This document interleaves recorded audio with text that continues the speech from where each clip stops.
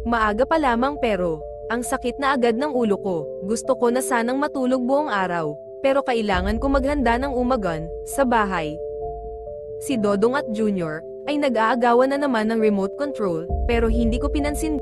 Ganawan na lamang ako ng breakfast, pandesal at kape, simpleng-simple, pero may laman ang tiyan nila. Kailangan ko na magmadali dahil may trabaho pa ako. Sa mall, dami ng tao naghahanap ng sale, pressure na pressure ako dahil malapit na ang cut-off, pero kailangan ko to para sa pamilya.